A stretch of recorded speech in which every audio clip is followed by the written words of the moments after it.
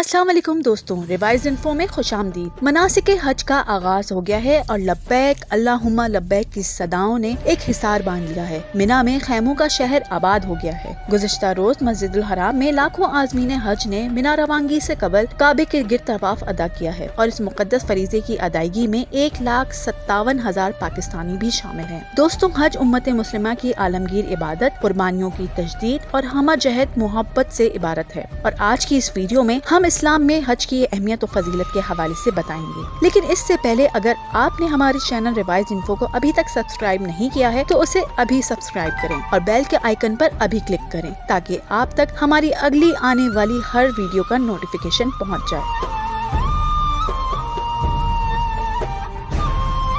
कुरान पाक में इरशाद बारी ताला है, इसमें खुली निशानियां हैं जिनमें से एक इब्राहिम अलैहिस्सलाम के खड़े होने की जगह है। जो शख्स इस मुबारक घर में दाखिल हुआ उसने अमन पा लिया और लोगों पर खुदा का हक यानी फर्ज है कि जो उस घर तक जाने की इस्तिताअत रखता है वो उसका हज करे और जो इस हुक्म की तामील ना करेगा तो खुदा भी अहले आलिम से बेनियाज है। मक्का मुकर्रमा इस कायनात में वो बाबरकत और रहमतों वाला मुकाम है जिसे अल्लाह ताला ने दुनिया भर के शहरों से बढ़कर आला और मुकद्दस शहर की हैसियत अता की है। अल्लाह रब्बुल इज्जत ने इस मुकद्दस जगह को आलम की सबसे आला और अरफा हस्ती इमामुल अंबिया हजरत मोहम्मद मुस्तफ़ा सल्लल्लाहु अलैहि वसल्लम की जाए विलादत के साथ साथ अपने दीन की अशात, तरवीज व फरोग और अपने घर बैतुल्लाह शरीफ की जियारत करने के लिए इस शहर बेमिसाल का इंतखाब किया।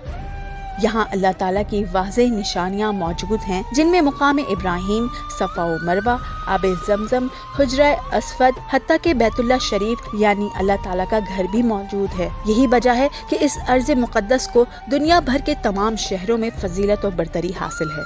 दोस्तों, हज इस्लाम का 5वां और अहम रुकन है। हज से मुराद मुकर्रर दिनों में मखसूस इबादात के साथ अल्लाह ताला के घर की ज़ियारत करना है।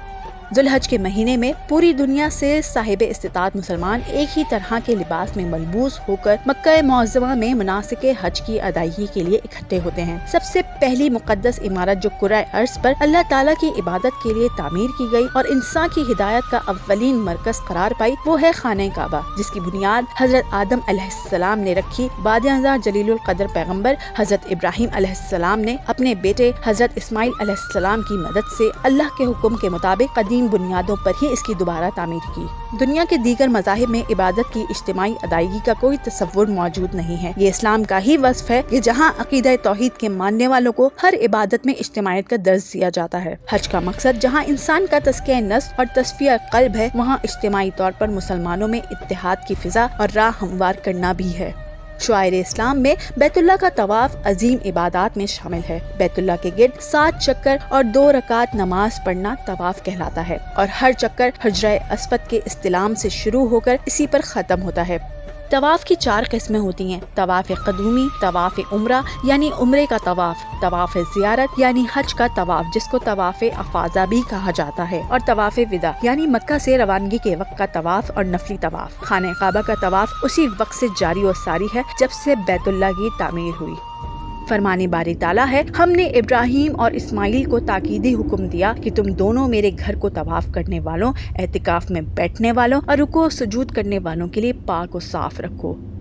दोस्तों, हज की अदायगी अल्लाह तबारक व तआला की रज़ा और खुशनुदी हासिल करने का बेहतरीन जरिया है। हज का आगाज 8 ज़िलहज यानी यौम तरबिया से होता है और हज की अदायगी के दौरान इन फराइज को खास अहमियत हासिल है। मीक़ात जहाँ एहराम बांधा जाता है वहाँ पहुँच कर गुस्ल किया जाता है। हज की अदायगी की नियत करके 2 रकात नमाज नफिल अदा की जाती है और 3 दफा तलबिया बुलंद आवाज में पढ़ा जाता है। तुलुए आफ्ताब के बाद हाजी मिना रवाना हो जाते हैं और रास्ते में तलबिया और दीगर तस्बीहात पढ़ते हैं। 8 जुल्हज को मिना में ज़ोहर, असर, मगरिब और इशा की नमाजें अदा की जाती हैं और 9 ज़िलहज को नमाज फजर की अदायगी के बाद अरफात रवाना हो जाते हैं। ज़वाल होते ही वकूफ़ अरफा शुरू हो जाता है और शाम तक लब्बैक, तौबा इस्तग़फ़ार और चौथा कलमा पढ़ा जाता है। गुरूब आफ्ताब के बाद हाजी मुज़दलिफ़ा की जानिब रवाना हो जाते हैं जहाँ मगरिब और इशा की नमाज मिलाकर अदा की जाती है।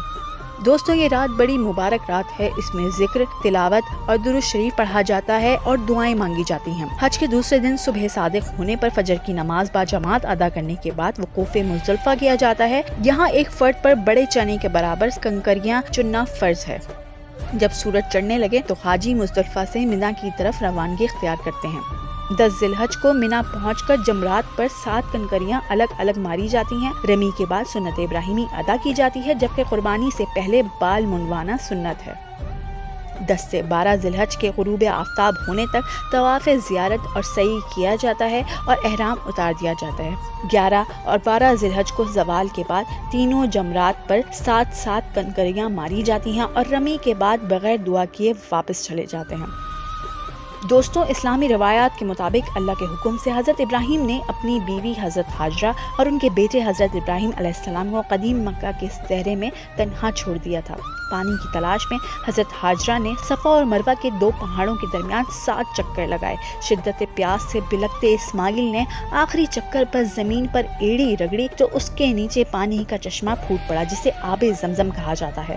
پانی کی موجودگی کی وجہ سے دوسرے قبائل نے مکہ میں آباد ہونا شروع کر دیا۔